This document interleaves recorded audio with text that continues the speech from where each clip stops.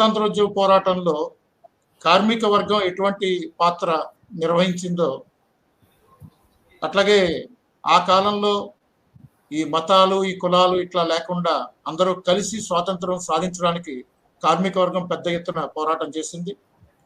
British వాళ్ళకి వ్యతిరేకంగా దాదాపు 200 సంవత్సరాల పాటు పోరాడిన చరిత్ర భారతదేశ కార్మిక వర్గానికి ఉంది. అలాగే ఎటువంటి చట్టాలు లేని కాలంలోనే ఈ పోరాటాలు నిర్వహించి చట్టాలు సాధించుకున్నారు. ఈరోజు అటువంటి చట్టాలని మార్పులు చేయడానికి నేటి కేంద్రంలోని బీజేపీ ప్రభుత్వం ప్రయత్నాలు చేస్తున్న స్థితి ఉంది.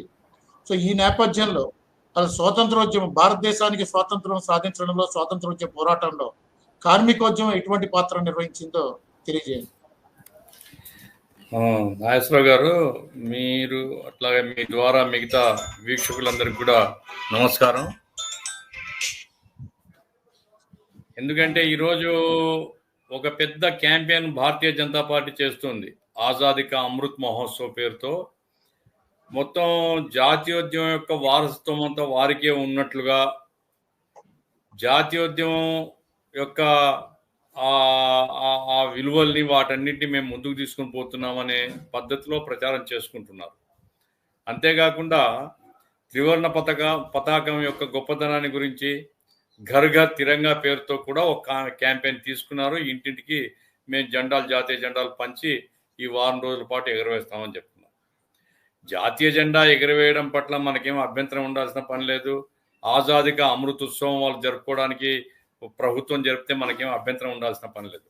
కానీ సమస్య ఏమిటంటే, నిజంగా జాతీయోద్యమం యొక్క ప్రాధాన్యతను గురించి, స్వాతంత్ర పరిరక్షణ కోసం ప్రజలు చేయాల్సినటువంటి కర్తవ్యాల గురించి చెప్పడం కోసమే గనక ఆజాదీ కా అమృత్ మహోత్సవం యొక్క లక్ష్యం ఉంటే మనకేం అభ్యంతరం లేదు. మనం అందరం కూడా పాల్గొనొచ్చు, మనం అందరం కూడా దాన్ని ఓన్ చేసుకొని క్యాంపెయిన్ చేయవచ్చు.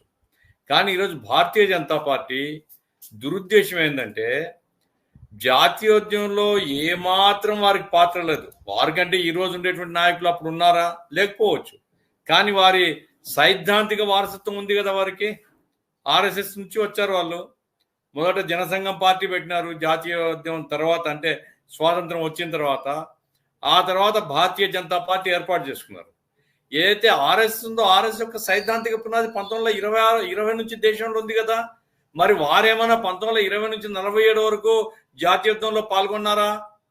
జాతి కోసం, జాతి విముక్తి కోసం వాళ్ళేమన్నా కార్యక్రమాలు తీసుకొని పనిచేశారా? ఆ రకంగా ప్రజల్ని ప్రోత్సహించి జాతీయోద్యమం నడిపించారా? వారి చరిత్ర ఏమిటి? వారి నాయకుడిగా ఉండేటువంటి వీర సావర్కర్ ఏ రోజు బ్రిటిష్ వాళ్ళకు వ్యతిరేకంగా మాట్లాడలేదు. ఆయన ఎంతసేపు ఉన్న హిందూ రాజ్య స్థాపన అనేటువంటి పేరుతో ముస్లింలకు వ్యతిరేకంగా హిందూ మతరాజ్యాన్ని స్థాపించాలనేటువంటి ప్రయత్నం చేసిన వాడు. మహమ్మద్ జిన్నా ద్విజాతి సిద్ధాంతం పేరుతో ముస్లింలకు దేశం కావాలంటే ఈయన కూడా అదే పద్ధతిలో హిందువులకు దేశం కావాలన్నాడు. ఇద్దరు ఒకటే. ఈ భారతదేశ విభజనలో ఈ రెండు శక్తులు, అంటే ఇటు సావర్కర్ వారసులుగా నేడున్నటువంటి బీజేపీ కానీ, మహమ్మద్ జిన్నా వారసులుగా ఉండేటువంటి ముస్లిం మతోన్మాదం కానీ, ఈ రెండు కూడా భారతదేశ విభజనలో పాత్ర వహించాయి. ఎందుకు ఈ మాట చెప్తున్నానంటే, నేను ఒక పవిత్రమైనటువంటి లక్ష్యంతో కనుక చేస్తే మనం అందరం ఆహ్వానించాలి. కానీ అలా కాకుండా రాజకీయ దురుద్దేశంతో మాత్రమే ఈ రకంగా పెద్ద క్యాంపెయిన్ చేస్తున్నారు. ఎనీవే, నేను ఆ వివరాలకు పోను.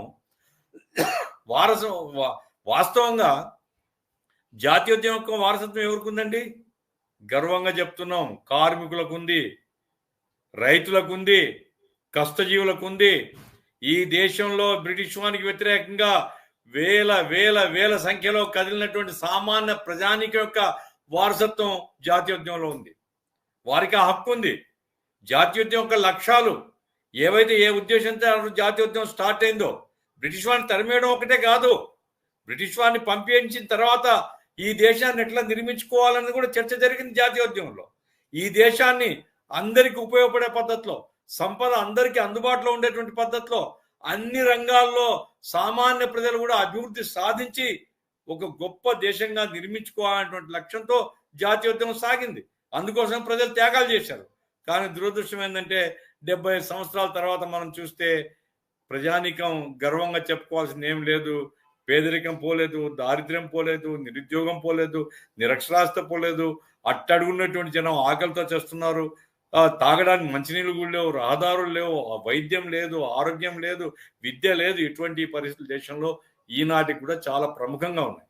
కాబట్టి జాతీయోద్యమాన్ని ఎప్పుడైతే మనం ఓన్ చేసుకుంటున్నామో, జాతీయోద్యమ లక్ష్యాలు ఈ 70 సంవత్సరాలుగా మనం దాన్ని కాపాడుకోవడానికి, ఆ లక్ష్యాలను నెరవేర్చుకోవడానికి ప్రయత్నం చేసినామా, ప్రయత్నం చేయలేదా, చేస్తుంటే వైఫల్యాలు ఎక్కడున్నాయి, దాన్ని ఎట్లా అధిగమించాలా, ప్రజలందరూ సంతోషంగా నా దేశం అని గర్వించేలాగా భారతదేశాన్ని ఎట్లా అభివృద్ధి చేసుకోవాలనేది చర్చగా ఉంటే అది దేశానికి ఉపయోగం, ప్రజానికానికి ఉపయోగం. ఇప్పుడు భారతీయ జనతా పార్టీ యొక్క విధానాలను చూస్తే ఇప్పుడు భారతదేశాన్ని 75 సంవత్సరాలు కాదు, ఇంకో 25-30 సంవత్సరాలు వెనక్కి తీసుకొని పోతున్నారు. వీళ్ళు వీళ్ళకు ఉండేటువంటి అజెండా అంతా కార్పొరేట్లను ఎట్లా పోషించుకోవాలా, కార్పొరేట్లకు లక్షల కోట్ల సంపద ఎట్లా పోగు చేయాలనే అజెండా తప్ప కార్మికులు, కష్టజీవులు, రైతులు, పేదలు గర్వించేటువంటి ఒక్క అంశం కూడా బీజేపీ యొక్క అజెండా లేదు. కాబట్టి ఆజాదీకి అమృత్ మహోత్సవ్ సందర్భంగా ఈ విషయాల్ని కూడా మనం పరిగణలోకి తీసుకొని ఈ ఆజాదీకి అమృత్ మహోత్సవ్ సందర్భంగా నిజంగా అమృతం ఉందా, లేకుంటే అమృతం పెద్దవాళ్లకు, విషం పేదవాళ్ళకి ఇస్తున్నారా అనేది కూడా పరిశీలించాల్సినటువంటి అవసరం ఉంది. ఎందుకు ఇప్పుడు భారతదేశంలో కార్మికులు ఒక అపప్రథ ఉంది. కార్మికులు ఎప్పుడు తమ సొంతం కోసం, తమ వేతనాల కోసం, తమ ఆర్థిక ఆదాయాల కోసం ఎప్పుడు పోరాడుతుంటారని. నిజంగా అంత స్వార్థంతోనే పోరాడుతుంటే ఈ పాటి కార్మికులు చాలా మహోజ్వలమైనటువంటి పరిస్థితిలో ఉండి ఉండాలి కదా. ఈరోజు పేదరికంలో, దారిద్ర్యంలో, మురికివాడలు నివసిస్తూ అన్ని రంగాలు కూడా అత్యంత అణచివేతకు, అత్యంత అన్యాయానికి గురి కాబడుతున్నటువంటి వాళ్ళు పేదవాళ్ళు, కార్మికులే కదా. కాబట్టి కార్మికులందరూ ఏదో బాగున్నారు ఈ దేశంలో అనేటువంటిది ఒక దుర్మార్గమైనటువంటి ప్రచారం మాత్రమే. ఏమైనా కార్మికుల యొక్క పాత్ర ఏమిటి స్వాతంత్రోద్యమంలో?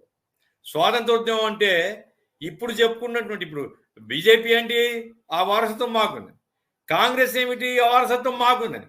కాంగ్రెస్ బీజేపీలకి వారసత్వం ఉందా, ప్రజలకు లేదా? ప్రజలు ఎవరు పోరాడకుండా ఈ పార్టీలకు బీజేపీ లేనే లేదు. ఉంటే కాంగ్రెస్ ఉండి ఉండాలా, అది కూడా జాతీయ కాంగ్రెస్ మొత్తం ప్రజానికానికి సంబంధించింది. జాతీయోద్యమం కోసం ఏర్పడింది, భారతదేశం విముక్తి కోసం ఏర్పడింది. ఆ కాంగ్రెస్ కు ఈ కాంగ్రెస్ ఇక్కడ తేడా, ఎక్కడ సంబంధం లేదు, ఎక్కడ పోలిక లేదు. కాబట్టి వీళ్ళు మేము సాధిస్తాం. అరే ఉరికంబాలు ఎక్కింది ఎవరు, ఉరికంబాలో ఉయ్యాలు ఊగింది ఎవరు, చిత్రహింసలకు గురైంది ఎవరు, కాల్పులో చనిపోయింది ఎవరు? సామాన్య ప్రజల యొక్క త్యాగాలు లేకుండా స్వాతంత్రం వచ్చిందని ఎవడైనా అంటే వాడు దుర్మార్గుడు, వాడు దేశద్రోహి అంటాను నేను. సామాన్య ప్రజల యొక్క కష్టాలతో, సామాన్య ప్రజల యొక్క త్యాగాలతో, కష్టజీవులు, కార్మికులు, వారందరి యొక్క కృషి వల్ల ఈ దేశం స్వాతంత్రం వచ్చింది యథార్థం. ఇప్పుడు కొన్ని ఘటనలు కనుక మనం చూద్దాం. మనకు బ్రిటిష్ వాడు భారతదేశాన్ని పారిశ్రామికంగా అభివృద్ధి చేయలేదు, యథార్థం అది. బ్రిటిష్ వలసను ఎంతసేపు ఉన్నా దీన్ని వలసగా తీర్చి దీని నుంచి ముడి సరుకులు ఎత్తుకొని పోవడం, వాని సరుకులు తీసుకుని వచ్చి ఫినిష్డ్ గుడ్స్ అమ్ముకోవడం కోసమే వాడు భారతదేశాన్ని వలసగా పరిపాలన చేస్తూ వచ్చాడు. ఆ రకంగా కార్మిక వర్గం పెద్దగా అభివృద్ధి కాలేదు. కానీ అభివృద్ధి చెందిన మేరకైనా, ఎందుకంటే వాడి ముడి సరుకుల కోసం నౌకా కేంద్రాలకు పత్తిని తీసుకొని పోవాలా, నౌకా కేంద్రాలకు వ్యవసాయ ఉత్పత్తులు తీసుకొని పోవాలా, ఇక్కడ నుంచి పొగాకు తీసుకొని పోవాలా, ఇక్కడ నుంచి జూట్ తీసుకొని పోవాలా. దానికోసం రైల్వే లైన్లు వేశాడు. రైల్వే కార్మికులే కదా. ఈ రైల్వే కార్మికులతో పాటుగా భారతదేశంలో మద్రాస్ లాంటి ప్రాంతాల్లో ఇంజనీరింగ్ పరిశ్రమ అభివృద్ధి చెందింది. అట్లాగే కలకత్తా లాంటి ప్రాంతంలో జూట్ పరిశ్రమ అభివృద్ధి చెందింది. అహ్మదాబాద్ కానీ, ముంబై కానీ, అంటే బాంబే, ఇప్పుడు ముంబై అంటాం మనం, బాంబే, పాత బాంబే, ఈ బాంబేలో కానీ అహ్మదాబాద్లో కానీ జౌలి మిల్లులు బాగా డెవలప్ అయినాయి. ఆ రకంగా బ్రిటిష్ ప్రభుత్వం ఎంకరేజ్ చేయకపోయినా వాళ్ళ అవసరాల కోసము, దేశ అవసరాల కోసము ఈ రకంగా అక్కడక్కడ పరిశ్రమలు అభివృద్ధి అయినాయి. భారీ సంఖ్యలో కార్మికులు ఈ మిల్లులో పనిచేసేవారు. ఈ మిల్లులో పనిచేసే వాళ్ళ పరిస్థితి ఎట్లా ఉండేది? బ్రిటిష్ రాజ్యంలో రోజుకు 15 నుంచి 16 గంటలు పనిచేయాలి. నామాత్రమైన వేతనాలు, చనిపోతే ఏ పరిహారం లేదు, ఆ శవాన్ని లాగిపడేనో ఇంకోని పనిలో పెట్టడమే. ఆ తర్వాత వాళ్ళకి ఎలాంటి భద్రత కానీ, రక్షణ కానీ ఏమీ ఉండేటువంటి పరిస్థితి కాదు. కేవలం ఒక బానిసలాగా బతికేటువంటి పరిస్థితి బ్రిటిష్ కాలంలో కార్మికునికి ఉండింది. కాబట్టి ఈ పరిస్థితి మార్చుకోవాలన్నటువంటి ఆలోచన అంతర్గతంగా కార్మికుల్లోనూ ఉంది. జాతీయోద్యమ నాయకులు కూడా భారతదేశ కార్మికుల్ని మనం సంఘటితం చేస్తే జాతీయోద్యమానికి అండగా ఉంటారు. జాతీయోద్యమంలో ప్రముఖ పాత్ర నిర్వహించేటువంటి అవకాశం వాళ్ళకు ఉంటుందనేటువంటి ప్రయత్నం మానవతావాదంతో కావచ్చు, జాతీయోద్యమ స్ఫూర్తితో కావచ్చు, ఈ దేశంలో సామాన్య పౌరులు ఈ రకంగా కష్టపడుతున్నారు వాళ్ళకి సహాయం చేయాలనే ఆలోచనతో కావచ్చు. సంఘాలు పెట్టింది కమ్యూనిస్ట్ పార్టీ లేదండి. మొదట సంఘాలు పెట్టింది జాతీయోద్యమ నాయకులే. లాలా లజపతి రాయ్ కార్మిక నాయకుడు, బాలగంగాధర్ తిలక్ కార్మిక నాయకుడు, బిపిన్ చంద్రపాల్ కార్మిక నాయకుడు, మహాత్మా గాంధీ వచ్చిన తర్వాత ఆయన కూడా అహ్మదాబాద్ లో కార్మిక సంఘాలు పెట్టాడు. సుభాష్ చంద్రబోస్ కార్మిక నాయకుడు, జవహర్లాల్ నెహ్రూ కార్మిక నాయకుడు, పిసి జోషి, ముజఫర్ అహ్మద్, ఎస్ఏ డాంగే ఇట్లాంటి అనేక మంది నాయకులు దేశవ్యాప్తంగా తమ తమ ప్రాంతాల్లో కార్మిక సంఘాల యొక్క నిర్మాణం ప్రారంభించడం, కార్మికుల్ని సంఘటన చేసి వాళ్ళ సమస్య మీద పనిచేస్తూనే జాతీయోద్యమంతో మమేకం చేయడం అనేటువంటిది జరిగింది. నేను ఒక ఇన్సిడెంట్ చెప్తాను. బాలగంగాధర తిలక్ జాతీయోద్యమ నాయకుడు. ఆయన బ్రిటిష్ వాళ్ళకు వ్యతిరేకంగా బ్రిటిష్ ప్రభుత్వాన్ని సాగనంపడం కోసం, తరిమేయడం కోసం చాలా పెద్ద ఉద్యమం నడిపినటువంటి ఒక గొప్ప వ్యక్తి. అతన్ని బ్రిటిష్ ప్రభుత్వం దేశద్రోహం కేసు పెట్టి అతన్ని శిక్షిస్తే ఆ శిక్షకు వ్యతిరేకంగా, బ్రిటిష్ ప్రభుత్వానికి వ్యతిరేకంగా మొత్తం బాంబేలో ఉండేటువంటి లక్షలాది మంది కార్మికులు ఆ రోజు సమ్మె చేశారు. చిన్న విషయం అది రాజకీయ సమ్మె కాదా? బ్రిటిష్ ప్రభుత్వానికి వ్యతిరేకంగా పోరాటం కాదా? మనం ఆలోచించాలి. అట్లాగే అనేక సంఘటనలు ఉన్నాయి.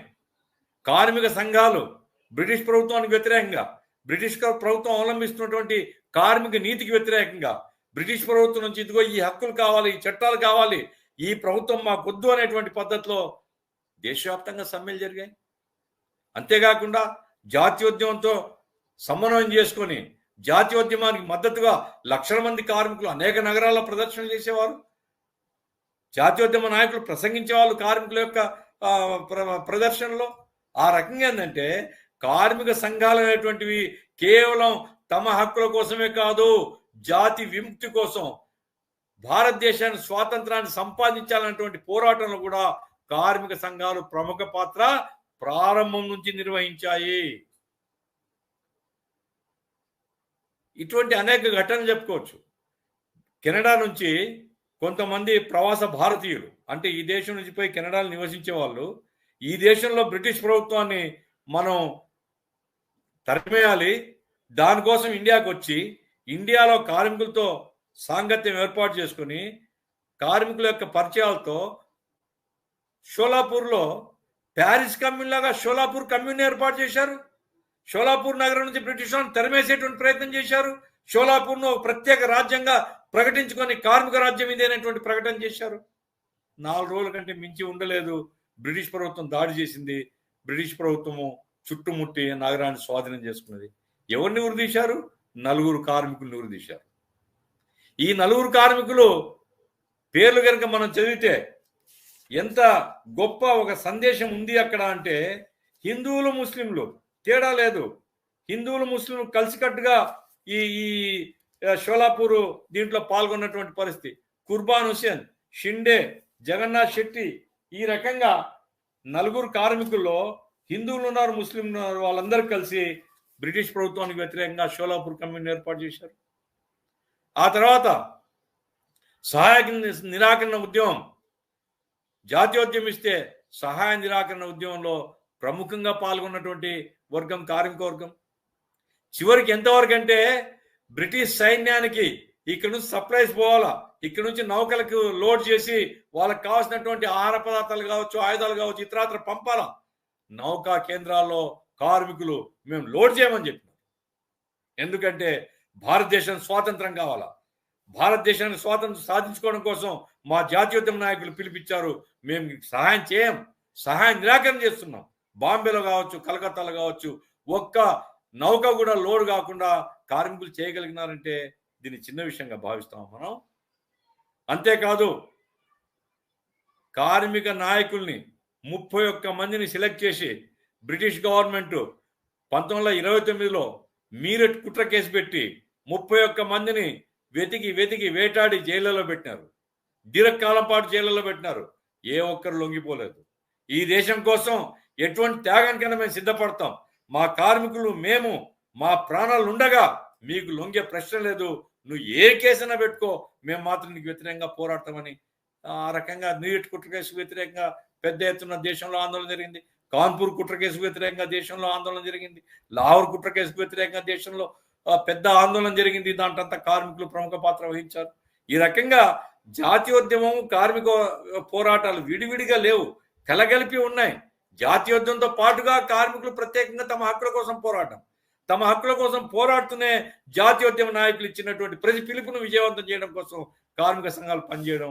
ఆ రకంగా జాతీయోద్యమంలో కార్మికులు సువర్ణాక్షరాలతో లిఖించదగినటువంటి పాత్ర నిర్వహించాయని చెప్పడానికి నేను ఏమాత్రం సంకోచపడడం లేదు.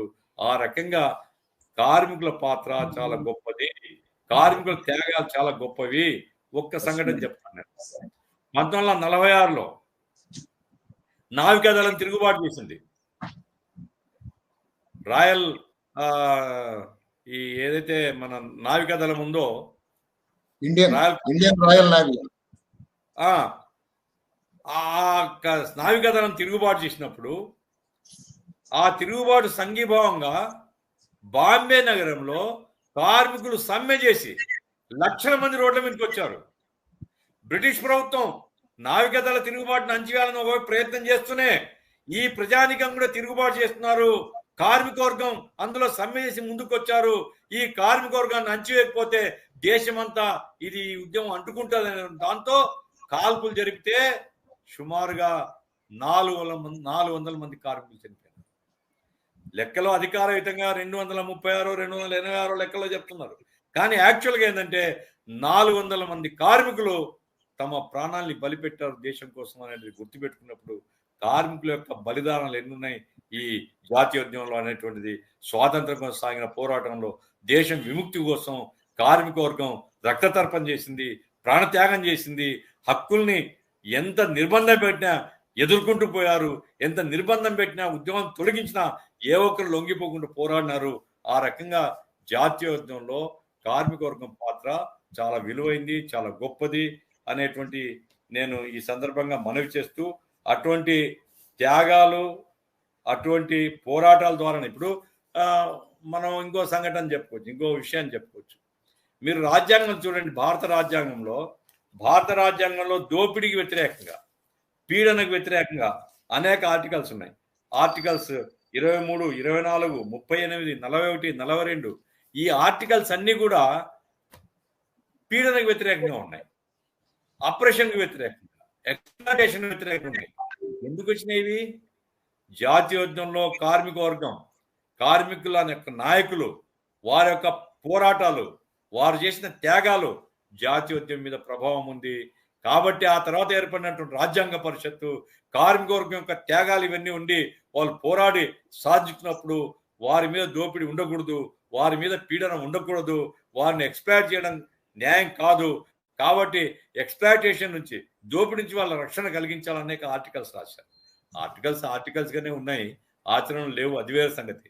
కానీ భారత రాజ్యాంగము ఏదైతే రూపొందిందో, భారత రాజ్యాంగం మీద కార్మికోద్యమం యొక్క ప్రభావము ఎంత ఉంది అని చెప్పడానికే ఈ ఆర్టికల్ సంగతి చెప్తున్నాను. దురదృష్టవశాత్తు ఏంటంటే స్వాతంత్రం వచ్చింది, స్వాతంత్రోద్యమంలో ఏ పాత్ర లేనటువంటి కార్పొరేట్ల చేతిలోకి స్వతంత్రం పోయింది. టాటాలు, బిర్లాలు ఆ రోజు సింబాలిక్ గా జాతీయోద్యమానికి మద్దతుగా ఉండిండొచ్చు. గాంధీ గారు ఆయన ఎప్పుడు పోయినా బిర్లా హౌస్ లో ఉండొచ్చు. సమస్య ఏంటంటే వారు కూడా బాంబే ప్లాన్ అనేటువంటి ప్లాన్ రూపొందించి ఆ రోజు గవర్నమెంట్కి ఇచ్చిన దాంట్లో గ్రామీణ ప్రాంతాలను ఎట్లా అభివృద్ధి చేయాలా, భారతదేశాన్ని అభివృద్ధి చేయడానికి గ్రామీణ ప్రాంతాల యొక్క అభ్యుదయం చాలా ముఖ్యమైనది అని ఆనాడు ఉండేటువంటి టాటాలు, బిర్లాలు ఇంకా చాలా మంది వీళ్ళందరూ కూడా ఒక ప్రణాళిక రూపొందించారు. అది కూడా బ్రిటిష్ వాడు అమలు చేయలే, ఆ తర్వాత ఇండియన్ గవర్నమెంట్ అసలు పట్టించుకోలేదు. కాబట్టి జాతీయోద్యమంలో త్యాగాలు ఉన్నాయి, నిర్బంధాలు ఉన్నాయి, బలిదానాలు ఉన్నాయి, ప్రాణత్యాగాలు ఉన్నాయి, ఉరికంబాలు ఉన్నాయి. ఇవన్నీ ప్రజల యొక్క పాత్ర, ప్రజల త్యాగాలు. కానీ జాతీయోద్యమం విజయం సాధించిన తర్వాత 47 నుంచి అనుసరిస్తున్నటువంటి విధానాలన్నీ ప్రజలకు అనుకూలంగా లేవు. కాబట్టి అమృత్ మహోత్సవం అంటే అమృతం లాంటి ఒక గొప్ప ఉత్సవాన్ని మనం జరుపుకుంటున్నాం. అమృత్ మహోత్సవంలో నా కడుపు తిప్పలేమిటి, నా పిల్లని ఉద్యోగం ఏమిటి, నా పిల్లని చదువేమిటి, నా ఆరోగ్యం ఏమిటి అని సామాన్య పేదలు ప్రశ్నించుకుంటే వారికి అమృత్ మహోత్సవంలో ఎక్కడ ఆన్సర్ దొరకదు. కాబట్టే ఆజాదీ కా అమృత్ మహోత్సవం సందర్భంగా మనం ప్రజల్ని మేల్కొల్పి, ప్రజల్ని చైతన్యపరిచి, కార్మిక వర్గాన్ని, కష్టజీవుల్ని, అయ్యా ఈ దేశం మీది, ఈ దేశం యొక్క స్వాతంత్రం మీరు సంపాదించారు, మీ త్యాగాలతో స్వాతంత్రం వచ్చింది. ఇప్పుడు ఉండేటువంటి విధానాలు మీకు అనుకూలంగా లేవు. ఈరోజు లేబర్ కోడ్లు వచ్చేసి మొత్తం చట్టాలు రద్దయిపోయినాయి. బ్రిటిష్ వారితో బాలగంగాధర తిలక్ పోరాడారు. బాలగంగాధర బ్రిటిష్ పోలీసులు కొట్టిన దెబ్బలతోనే చనిపోయినాడు ఆయన. లాలా లజపత్ రాయ్ త్యాగం చేశాడు. మొత్తం జాతీయోద్యమం మొత్తం కూడా ఆ రకంగా పోరాడి కార్మికులకు న్యాయం చేయాలా, భారత రాజ్యాంగం కూడా పీడనకు వ్యతిరేకంగా, దోపిడీకి వ్యతిరేకంగా ఆర్టికల్స్ పెట్టుకుంటే, ఈరోజు భారతీయ జనతా పార్టీ చెప్తుంది ఏంటంటే పీడన లేకుండా, తీవ్రమైన దోపిడీ లేకుండా ఈ దేశం అభివృద్ధి కాదు. కాబట్టి కార్మికులు పీడింపబడాల్సిందే, కార్మికులకు దోపిడీకి గురి చేయబడాల్సిందే, కార్మికులకు వేతనాలు అడగకూడదు, కార్మికులు పని గంటలు అడగకూడదు, కార్మికులు ఉద్యోగ భద్రత అడగకూడదు. ఎవరి దేశం ఇది? అమృత్ మహోత్సవం ఎవరి కోసం? కార్పొరేట్ శక్తుల కోసమా? బ్యాంకులకు పంగనామాలు పెట్టిన వాళ్ళ కోసమా?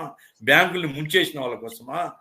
దేశాన్ని ముంచేసి లక్షల కోట్లు విదేశీ బ్యాంకుల్లో వాళ్ళు పెట్టుకునేట్టు నల్ల డబ్బు ఉండేటువంటి వాళ్ళ కోసం ఆ స్వాతంత్రం. సామాన్య ప్రజలకు ఏమి ఇస్తున్నాం? నరేంద్ర మోడీ చెప్పాలా?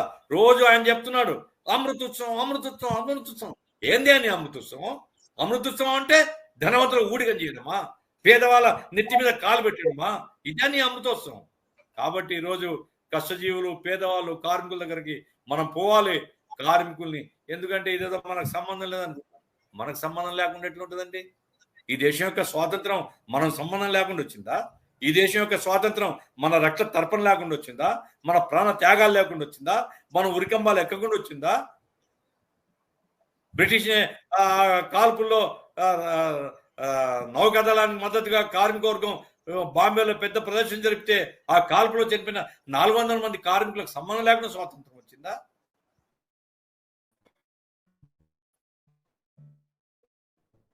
మన వాటా రాబట్టుకోవాలి. స్వాతంత్రం అంటే కేవలం వేల మీద లెక్కించినటువంటి ధనవంతులు, పెట్టుబడిదారులు, శతకోటీశ్వరులు, సహస్ర కోటీశ్వరుల కోసం కాదు. స్వాతంత్రం సామాన్య ప్రజల కోసం. సామాన్య పౌరుడు సుఖంగా బతికే రోజే నిజమైనటువంటి స్వాతంత్రంగా మనం భావించాలి. అందుకోసమే సామాన్య మానవుణ్ణి, భారతీయ పౌరుణ్ణి వెన్నుతట్టి లేపాలి, మేల్కొల్పాలి. వారందరినీ కూడా జాతీయోద్యమం స్మరించుకుంటూనే 14వ తేదీ వాస్తవాలు వాళ్ళ దృష్టికి తీసుకుని రావాలి, విధానాలు వాళ్ళ దృష్టికి తీసుకుని రావాలి. పాలక వర్గాలు ప్రజల్ని పీడించేటువంటి విధానాలు, పాలక వర్గాలు ప్రజలకు అన్యాయం చేస్తూ కేవలం ధనవంతులకు ఊడిగం చేస్తున్నటువంటి విధానాల వల్లనే ఈ దారిద్ర్యం ఉంది, పేదరికం ఉంది, మనం నలిగిచేస్తున్నాం. దేశం పేదరికం కాదు, ప్రజలు పేదలైపోయినారు. దేశంలో కొంతమంది సంబంధాలు లక్షల కోట్లు కొంతమంది దగ్గర కూడబడుతున్నాయి. ఎవరినైనా సొమ్ము అది, మన సొమ్ము, మన ఆస్తులు. ఈరోజు జాతీయోద్యమం ఎంతో కష్టపడి నిర్మించుకున్నటువంటి జాతీయోద్యమ స్ఫూర్తితో స్వావలంబన ఆర్థిక విధానాన్ని మనం అవలంబిస్తే ఆ స్వావలంబనను దెబ్బతీసి పరాయి పాలనకు పోతున్నాం. మనం మొత్తం ప్రభుత్వ రంగ పరిశ్రమలను కూడా భారతీయ జనతా పార్టీ అమ్మేస్తుంది. ఈ దేశం వాళ్ళకే కాదు, పరదేశం వాళ్ళకు కూడా అమ్మేస్తుంది. ఒక్క ఈస్ట్ ఇండియా కంపెనీ వచ్చి 200 సంవత్సరాల కాలం పాటు మనల్ని బానిసలుగా చేసిందే. ఇప్పుడు ఒక్క ఈస్ట్ ఇండియా కంపెనీ కాదు, 100 ఈస్ట్ ఇండియా కంపెనీల్ని రెడ్ కార్పెట్ పరిచి ఆయన స్వాగతం చెప్తున్నాడు మహానుభావుడు నరేంద్ర మోడీ గారు. ఆయన అమృతోత్సవం అని చెప్తున్నాడు. ఎవరికి అమృతోత్సవం? విదేశీ కంపెనీలకు, స్వదేశీ కంపెనీలకు, నువ్వు ఊడిగం చేస్తున్నటువంటి కంపెనీలకు తప్ప సామాన్య ప్రజలకు ఏమి ఇచ్చావు? నువ్వు ఈ 7 సంవత్సరాల కాలమే చూస్తున్నావు. పాతకాలం వదిలేయి. 7 సంవత్సరాల్లో ఏం చేసినావు? 7 సంవత్సరాల్లో నిరుద్యోగం చాలా తీవ్రంగా పెరిగిందని లెక్కలు చెప్తున్నాయి. ఈ 7 సంవత్సరాల్లో 21 లక్షల కోట్ల రూపాయలు పెట్రోల్, డీజిల్ ధరల ద్వారా ప్రజల నుంచి లాక్కున్నామని లెక్కలు చెప్తున్నాయి. సమాధానం చెప్పవా నువ్వు? ఈ 7 సంవత్సరాల కాలంలో రాష్ట్రాల హక్కులు హరింపబడుతున్నాయి. ఏదైతే రాజ్యాంగం చెప్తూ ఉందో ఫెడరల్ రాజ్యాంగం అండి, ఒక ఫెడరల్ వ్యవస్థను ఏర్పాటు చేసుకున్నాం మనం. రాష్ట్రాలకు హక్కులు ఉన్నాయి, కేంద్రానికి కొన్ని హక్కులు ఉన్నాయి. రాష్ట్రాలు, కేంద్రము సమన్వయంతో పరిపాలన జరగాలంటే రాష్ట్రాలను ఈరోజు మున్సిపాలిటీలుగా మార్చేసి రాష్ట్రాల హక్కులన్నీ కూడా హరిస్తున్నాం. ఈ రకంగా రాజ్యాంగ విలువలన్నింటినీ, సెక్యులరిజం, లౌకికవాదం, రాజ్యాంగానికి ఒక పునాది. భారతీయులు ఎవరైనా కావచ్చు, ఏ మతం, ఏ కులం, ఏ ప్రాంతంతో, కులంతో, మతంతో సంబంధం లేదు. దేశ పౌరులందరూ కూడా ఒక్కటే, భారతీయులంతా ఒక్కటే, సమానమైనటువంటి హక్కులు ప్రతి పౌరునికి ఉన్నాయని మన రాజ్యాంగం చెప్తుంటే నరేంద్ర మోడీ అంటాడు, అమిత్ షా అంటాడు, లేదు పౌరుల్లో మాకు ఉన్న స్థానం మీకు 2వ స్థానమో 3వ స్థానమో ఉంది. ఎందుకు మనవాదంలో ఉంది? మనవాదం అగ్రస్థానం కొందరికే, శూద్రులన్నది కష్టపడాల్సిందే. ఆ తర్వాత పంచములుగా వారు ఊర్లకు దూరంగా బతకాల్సిందే. ఆ మనవాదాన్ని ఈరోజు మన నెత్తి మీద రుద్దుతూ ఉంటే లౌకికవాదాన్ని సర్వనాశనం చేస్తున్నారు. లౌకిక విలువల్ని, మత సామరస్యాన్ని, ప్రజల మధ్య ఐక్యతను చీల్చి ఈరోజు ప్రజల్ని విభజించి తమ రాజకీయ స్వార్థం కోసం, అధికారం కోసం దేశాన్ని బలహీనపరిచేటువంటి దుర్మార్గాన్ని భారతీయ జనతా పార్టీ చేస్తుంటే కార్మిక వర్గం మేల్కొనాలి. మేము పోరాడింది ఈ విలువల కోసం కాదు, మేము పోరాడినటువంటి విలువల్ని ఈ దేశంలో కాపాడుకుంటామని మరలా ప్రతిజ్ఞ తీసుకోవాలి. కాబట్టి లౌకికవాదాన్ని కానీ, ఫెడరల్ స్టేటస్ను కానీ, ప్రాథమిక హక్కుల్ని, పౌర హక్కుల్ని కానీ, అట్లాగే ఆర్థికంగా సామాన్య ప్రజల యొక్క ప్రయోజనం కోసం సిగ్గుందా వీళ్లకు? 7 సంవత్సరాల కింద ఏమని చెప్పారు? నల్లధనం అంతా విదేశీ బ్యాంకులో ఉంది, మాకు ఒక అవకాశం ఏంటి, లక్షల రూపాయలు కుటుంబానికి ఇస్తామన్నారు. ఇప్పుడేమంటున్నారు? ది గ్రేట్ ప్రైమ్ మినిస్టర్ ఏమంటున్నా అంటే ఇవన్నీ ఎల్లికండి సాధారణంగా చెప్తామయ్యా అంటే, మోసం చెప్పి అధికారానికి వస్తావా? అబద్ధాలు చెప్పి అధికారానికి వస్తావా? ప్రజలకు మోసం చేసేవాడివి నువ్వేం ఆదర్శపౌరునివి? నీ పరిపాలన ఆదర్శమైన పరిపాలన. కాబట్టి మనం సిఐటియు కార్యక్రమం తీసుకున్నది కార్మిక వర్గాన్ని వెన్నుతట్టు లేపాలి. ప్రతి యూనియన్ తన సర్వసభ్య సమావేశం జరుపుకోవాలి. ప్రతి కార్మికుడిని మనం చెప్పాలి, జరుగుతున్న అన్యాయాన్ని గురించి చెప్పాలి. ఈ లేబర్ కోడ్స్ ద్వారా బానిసత్వం ఎట్లా వస్తుంది? ఈరోజు కనీస వేతనాలు లేవు, ఈరోజు పని గంటలు పెంచుతున్నారు, ఈరోజు నీకు ఉద్యోగ భద్రత లేదు, నీ ఉద్యోగానికి రక్షణ లేదు, నీకు ప్రమాదాలు జరిగితే పట్టించుకునే దిక్కు లేదు. రోజు ప్రమాదాలు జరుగుతున్నాయి, చేస్తున్నవాడు పట్టించుకునేటువంటి పరిస్థితి లేదు. ఇటువంటి పరిస్థితిలో కార్మికులు మరలా తిరిగి మరో జాతీయోద్యమం లాగా మన హక్కుల కోసం పోరాడాలనేటువంటి చైతన్యాన్ని కార్మిక వర్గంలో కలిగించాలి. అందుకోసమే సిఐటియు ఆల్ ఇండియాలో ఈ 15 రోజులు క్యాంపెయిన్ చేయమన్నారు. అన్ని యూనియన్లో క్యాంపెయిన్ జరగాల. 14వ తేదీ, 8వ తేదీ నిన్న అయిపోయింది క్విట్ ఇండియా డే. బ్రిటిష్ వాడు ఈ దేశం వదిలిపెట్టి వెళ్ళిపో అని చెప్పినటువంటి రోజు అది. రాబోయేటువంటి 14వ తేదీ అన్ని చోట్ల జనజాగరణ సభలు పెట్టండి. కార్మికుల్ని వాళ్ళ కుటుంబాలతో సహా ఐక్యం చేయండి. సాంస్కృతిక కార్యక్రమాల ద్వారా ఆడండి, పాడండి, మీరు ఆటలాడండి, పాటలు పాడండి, నృత్యం వేయండి, ప్రజల్ని ఆకర్షించండి, ప్రజలకు చెప్పండి వాస్తవాలు. ప్రజలకు వాస్తవాలు చెప్పకపోతే జాతీయోద్యమానికి న్యాయం జరగదు. జాతీయోద్యమ స్ఫూర్తి గంగలో కొట్టుకొని పోయింది. జాతీయోద్యమ స్ఫూర్తికి విరుద్ధమైనటువంటి పరిపాలన నేడు సాగుతుంది. కాబట్టే రాజ్యాంగాన్ని రక్షించుకోవడానికి, పౌర హక్కుల్ని కాపాడుకోవడానికి, చట్టబద్ధమైనటువంటి హక్కుల్ని మనం సాధించుకోవడానికి, ఈ లేబర్ కోడ్ స్థానంలో తిరిగి పాత చట్టాలని అమలు జరిపించుకోవడానికి పోరాటం తప్ప వేరే మార్గం లేదు. సమైక్యంగా మొత్తం కార్మికుల్ని సంఘాలకు అతీతంగా, జెండాలకు అతీతంగా, ఏ జెండా అయినా పెట్టుకొని, ఏ సంఘం కిందైనా ఉన్నని కార్మికులందరూ ముక్త కంఠంతో ఈ డిమాండ్స్ మీద ముందుకు సాగేలా మనం ఉద్యమాన్ని నిర్మించాలి.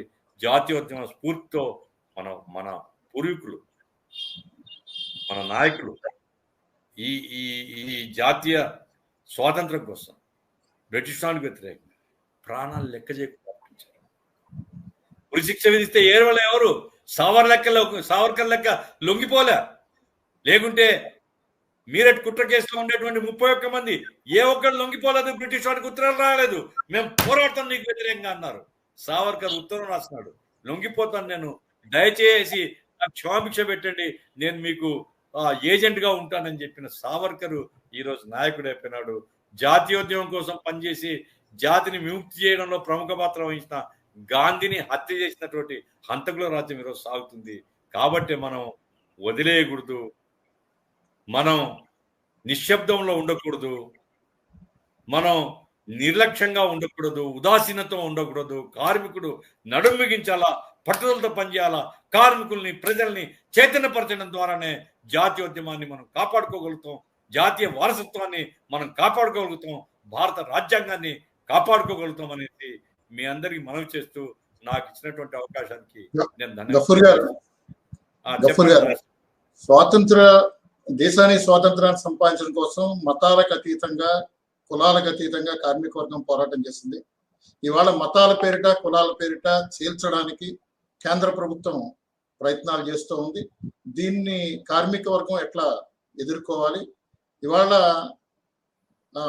దీని మీద ఇప్పుడు ఒకటి నాగేశ్వరరావు గారు, మీ ద్వారా మిగతా మన సోదరులందరికీ చెప్తున్నాను నేను, ఇది కేంద్ర ప్రభుత్వం బీజేపీ భారతీయ జనతా పార్టీ వెనకాల ఉండేటువంటి సిద్ధాంతం ఆర్ఎస్ఎస్ సిద్ధాంతం ఇప్పుడు కాదు, 1920లోనే నేను చెప్పాను. 1920లోనే జాతీయోద్యమం కోసం వాళ్ళు కృషి చేయలేదు, జాతి విముక్తి కోసం వాళ్ళు కృషి చేయలేదు. ఆ రోజు కూడా ద్విజాతి సిద్ధాంతం పెట్టి, 2 జాతుల సిద్ధాంతం పెట్టి పరస్పరం ప్రజల్ని కలహించుకోవడంలో, పరస్పరం దాడులు చేసుకోవడం మీద వాళ్ళ ఇంట్రెస్ట్ ఉంది తప్ప బ్రిటిష్ వారికి వ్యతిరేకంగా వాళ్ళు పోరాడలేదు. అదే వారసత్వం ఇప్పుడు కొనసాగుతుంది. వాళ్ళకేందంటే ఇప్పుడు భారతదేశంలో హిందూ సోదరీమణుల్ని రెచ్చగొట్టడం ద్వారా, ప్రేరేపించడం ద్వారా వారందరి యొక్క ఓట్లు తమ గుత్తగా ఉండేటట్లుగా 80% ప్రజలు ఉన్నారు. కాబట్టి మైనార్టీలకు వ్యతిరేకంగా ముస్లిం మైనార్టీలు, క్రిస్టియన్ మైనార్టీస్, కొన్ని చోట్ల సిక్ మైనార్టీస్, కొన్ని చోట్ల ఇతర మైనార్టీస్ ఎవరున్నప్పటికీ భారత జాతీయత అంటే ఒక మతం కాదండి. భారత జాతీయత అనేక మతాలు, అనేక భాషలు. మీరు రూపాయి నోట్ తీసుకొని చూడండి, ఎన్ని భాషలునే 16-17 భాషలు రాసింటారు. కాబట్టి భాష ఏదైనా, ప్రాంతం ఏదైనా, మతం ఏదైనా, మనమంతా భారతీయులం అనేది మన వారసత్వం. ఈరోజు భారతీయ జనతా పార్టీ ఆ వారసత్వానికి నాశనం చేస్తుంది. దాని బదులు హిందూ బంధువులారా ఏకంగండి, వాళ్ళ మీద దాడులు చేయండి అంటే పరస్పరం ఒకరి మీద ఒకరు దాడులు చేసుకునేటువంటి పద్ధతి వస్తే జాతి బలపడుతుందా? జాతి బలహీనపడుతుందా? జాతి బలహీనపడుతుంది. కార్మిక వర్గం ఐక్యంగా ఉంటేనే విజయాలు సాధిస్తాం. కార్మిక వర్గం ఐక్యంగా పోరాడితేనే ప్రభుత్వాన్ని నిలదీయగలుగుతాం. కార్మిక వర్గం కనుక జాతి పేరుతో, మతం పేరుతో, కులం పేరుతో, ప్రాంతం పేరుతో కనుక విడిపోతే కార్మిక వర్గం బలహీనపడుతుంది, ఉద్యమాలు బలహీనపడతాయి. బీజేపీని కోరుకుంటుంది. ఎందుకంటే బీజేపీకి టాటాలు, బిర్లాలు, మొఫత్లాలు, సింఘానియాలు, అదానీలు, అంబానీలు ఇటువంటి వాళ్ళందరూ లక్షల కోట్లు ప్రతి సంవత్సరం సంపాదించుకోవాలి. దాంట్లో వాళ్ళకి డబ్బులు ఇస్తారు, దాంతో ఖర్చు పెడతారు, ఎన్నికల్లో గెలుస్తారు, గెలిచిన తర్వాత వాళ్ళు ఊడికం చేస్తారు. ఈ ప్రాసెస్ ఇది కంటిన్యూ కావాలంటే కార్మిక వర్గం యొక్క పోరాటం వీకన్ కావాలి. కార్మిక వర్గం ఐక్యంగా ఉండకూడదు. కాబట్టి కార్మికుల మధ్య చిచ్చు పెట్టడానికే మతము, కులము, ప్రాంతము రకరకాల వాదనలు చేసి ఒకరికి వ్యతిరేకంగా ఇంకొంటి రెచ్చగొట్టి ఆ రకంగా చేస్తున్నారు. ఈ దుర్మార్గం. ఇది జాతీయోద్యమం స్ఫూర్తి కాదు. కాబట్టి జాతీయోద్యమం వారసత్వం ఉండేటువంటి కార్మిక వర్గం మత సామరస్యం కోసం నిలబడాలా, ఐక్యత కోసం నిలబడాలా. ప్రజలందరూ మతము, కులము, ప్రాంతం నీ వ్యక్తిగతం. అది నువ్వు ఏ మతం నమ్ముతావు, నువ్వు ఏ కులంతో ఉంటావు, నువ్వు ఏం ప్రార్థన చేస్తావు, నీ ఇష్టం, నీ వ్యక్తిగతం అది. కానీ ఉమ్మడిగా ప్రభుత్వం యొక్క విధానాలు ఎదుర్కోవాలి, మన హక్కుల్ని ఉమ్మడిగా సాధించుకోవాలనే చైతన్యంతో కార్మిక వర్గం వ్యవహరించాల్సినటువంటి సందర్భం మరింతగా పెరిగింది. మరింత బాధ్యత మన మీద ఉంది అనేసి ఈ సందర్భంగా నేను మనవి చేస్తాను. ఇప్పుడు ఆజాదీ కా మహోత్సవ్ పిలిపించి 75 సంవత్సరాల స్వాతంత్ర ఉద్యమాన్ని సెలబ్రేట్ చేస్తామని చెప్పి మోడీ గవర్నమెంట్ చెప్తోంది. అలాగే రాబోయే 25 సంవత్సరాలు దీన్ని అమృత కాలం అని చెప్పి పిలుస్తోంది. ఈ 25 సంవత్సరాల్లో భారతదేశం స్వావలంబన, ఆర్థిక అభివృద్ధి దీని మీద మాట్లాడుతున్నారు. అంటే ఇప్పటిదాకా స్వావలంబన సాధించలేదా వీళ్ళ లెక్కలో? ఏంటి వాస్తవ పరిస్థితి ఏంటి?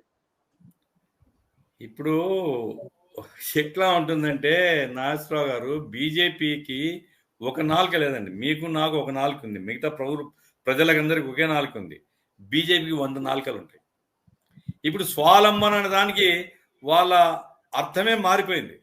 స్వావలంబన అంటే మనం ఏమనుకుంటున్నాము, మన కాళ్ళ మీద మనం నిలబడి ఇతర దేశాల ఒత్తిడి లేకుండా మన విధానాలను మనం రూపొందించుకొని మన ప్రజలు ఇబ్బంది పడకుండా ఈ దేశాన్ని అభివృద్ధి చేసుకోవడం స్వావలంబన ఆర్థిక విధానం మనం అనుకుంటున్నాం. భారతీయ జనతా పార్టీ చెప్పేదంటే ఇది స్వావలంబనం కాదు. స్వావలంబనం అంటే ఏమిటి? ఈ దేశం యొక్క ఆస్తులన్నీ పరాయి దేశాలు వాళ్ళకి ఇచ్చేసి, పరాయి దేశాలు వాళ్ళ కంపెనీలు ఈ దేశంలో ఉత్పత్తి చేసి వాళ్ళు ఇంత పన్ను పడేస్తే ఆ పన్నుతో రాజ్యాన్ని పరిపాలించడం, ఇదే స్వావలంబన అనేది నరేంద్ర మోడీ సిద్ధాంతం, అమిత్ షా సిద్ధాంతం, వాళ్ళ వెనకాల ఉండేటువంటి ఆర్ఎస్ఎస్ సిద్ధాంతం. కాబట్టి స్వాలంబన పూర్తి వ్యతిరేకమైనటువంటి పద్ధతిలో ఈరోజు ప్రచారం జరుగుతుంది. ఇప్పుడు మీరు చూడండి, మానిటైజేషన్ స్కీము ఏమిటి? ప్రభుత్వ ఆస్తులన్నీ ప్రైవేట్ కంపెనీలకు ఇచ్చేస్తారు. ప్రైవేటైజేషన్ మొత్తం ప్రభుత్వ సంపద అంతా ప్రైవేట్ వాళ్ళకి ఇచ్చేస్తారు. దాని నుంచి ప్రజలకు వచ్చేదేమి? ఏమీ లేదు, ప్రజలకు ఏమీ రాదు. ఆ రకంగా దేశం సాధించుకున్నటువంటి, ప్రజల త్యాగాలతో నిర్మించుకున్నటువంటి మొత్తం ప్రజా సంపద అంతా కూడా కంపెనీల చేతికి ఇచ్చిన తర్వాత స్వాలంబనం అనేది నా పొంద ఏం స్వాలంబనం వస్తుంది? పరాధీనం అవుతుంది దేశము.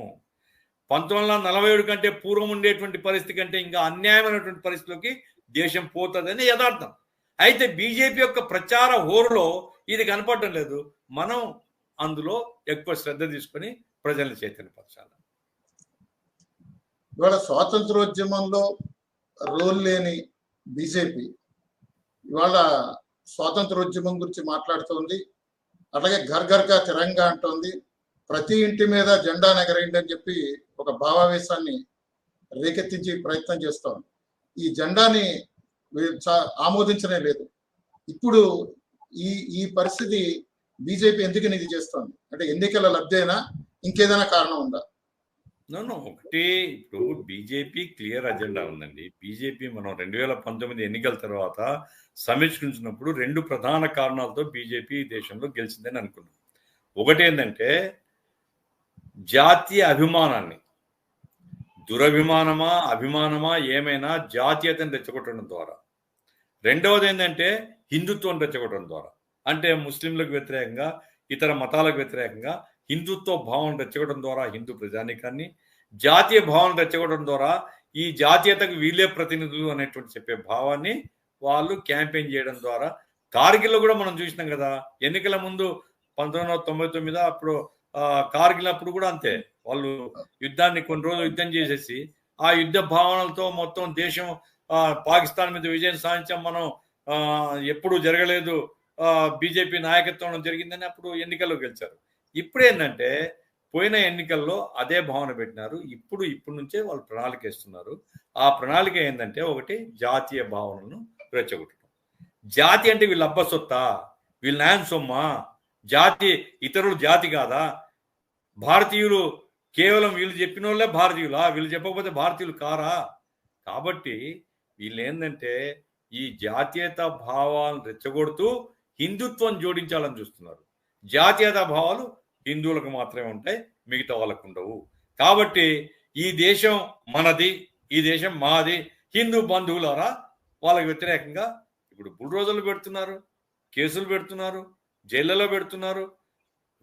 వరవర లాంటి ఒక ముస్లాం 80 సంవత్సరాలు దాటినోని జైల్లో నుంచి బయటికి పంపడం లేదు. లేకపోతే స్టాన్ స్వామి అన్యాయంగా, ఆయన క్రైస్తవ ప్రచారకుడు, కనీసం చేతిలో స్ట్రా కూడా పెట్టుకొని పీల్చుకోలేనటువంటి పరిస్థితిలో ఆయన ఉంటే ఆయన తీసుకుని పోయి బాంబే జైలు వేస్తే అక్కడే చనిపోయి ఆయన. ఏమంటే క్రైస్తవ ప్రచారకుడు, ఏమంటే నక్సలైట్లకు సానుభూతిపరుడు. ఇట్లాంటి వాళ్ళందరినీ ప్రజాసేవకులుగా, ప్రజల్లో అంతో ఇంతో పలుకుబడి ఉండేటువంటి వాళ్ళందరినీ ఏ పౌర హక్కులు లేకుండా యూఏపీఏ చట్టం కింద లోపల వేయడం, ఆ తర్వాత ఇతర ప్రతిపక్షాలన్నింటినీ ఈ భావనలు రేకెత్తిన తర్వాత వాళ్ళని బలహీనపరచడం, ముస్లింలకు వ్యతిరేకంగా, ఇతర మతాలకు వ్యతిరేకంగా జాతీయ భావనలు, హిందుత్వ భావనలు రెచ్చగొట్టి మరలా ఇంకోసారి ఎన్నికల్లో అధికారంలోకి రావాలనేటువంటి ప్రయత్నం తప్ప ఆజాదీకి అమృతోత్సవం. అరే ఆజాదీ అంటేనే తెలియదండి వాళ్ళకు. ఎప్పుడైనా వాళ్ళ చరిత్రలో చెప్పాలంటే ఆజాదీ అంటే ఏమిటో ఎప్పుడైనా చర్చ పెట్టినారా వాళ్ళు? ఆజాదీ కోసం ఏమైనా పని చేశారా? ఆజాదీ కోసం ఏం పని చేయనోడు, ఆజాదీ కోసం ఏ త్యాగం చేయనోడు, ఆజాదీకి విరుద్ధంగా అరే ఆజాదీ కోసం పనిచేసినవాడు, స్వాతంత్రం కోసం పనిచేసినవాడు గాంధీని చంపుతానండి. ఈరోజు పార్లమెంట్లో ఏమి పని అట్లా చెప్తున్నారు? గాడ్సేకి దేవాలయం కడతారంట, గాడ్సే గొప్ప జాతి యోధులంట. అసలు సిగ్గుందా వీళ్ళకు? ఈ జాతి యొక్క ఆత్మాభిమానం కుమిలిపోతుంది, రగిలిపోతుంది. గాంధీని చంపినోడు చాలా గొప్ప జాతీయోధులను పొగిడేటువంటి పార్టీ అధికారుల నుండి వాళ్ళు జాతీయత జాతీయత అని చెప్తే ఏం జాతీయత ఇది? విదేశీయులకు సలాం కొట్టడం, వాళ్ళకి రెట్టివాచీలు పట్టి స్వాగతం చెప్పడం, దేశంలో ఉండే కార్పొరేట్లు, విదేశీ కార్పొరేట్లు దేశాన్ని కొల్లగొట్టడానికి తలుపులు తెరవడం, వాళ్ళు ఇచ్చేటువంటి ఆ ఎంగిల్ మెతుకులతో ఈ దేశాన్ని పరిపాలించాలని చూడడం తప్ప చాలా అన్యాయమైనటువంటి పరిపాలన, జాతికి వ్యతిరేకమైన పరిపాలన ఇది. కాబట్టి రాబోయే 25 సంవత్సరాలు, ఇప్పుడు 7 సంవత్సరాలు చూసినామండి. నేను చర్చకు సిద్ధం. బీజేపీ నాయకులు ఎవరైనా రమ్మనండి, ఏమిటి మీ జిఎస్టీ వల్ల ప్రజానికం మీద భారం పెరిగిందా? ప్రజానికి ఏమన్నా సౌలభ్యంగా బతుకుతున్నారా? లేదు మీ రూపాయలు అది పెద్ద నోట్ల రద్దు వల్ల ఏమిటి మీరు సాధించింది? ఈ దేశంలో చరిత్రలో ఏనాడు లేనంత నిరుద్యోగం ఈ రోజు ఉంటే మోడీ పాలన కారణం కాదా? సంవత్సరానికి 2 కోట్ల ఉద్యోగాలు ఇస్తామన్నారు. లెక్కలు చెప్పండి, ఎన్ని కోట్లు ఇచ్చారో? 7 సంవత్సరాల్లో మీరు సాధించింది శూన్యం. మైనస్ లో పోతుంది మీ పరిపాలన. అరే కరోనాలో సిగ్గుందా వీళ్ళకు?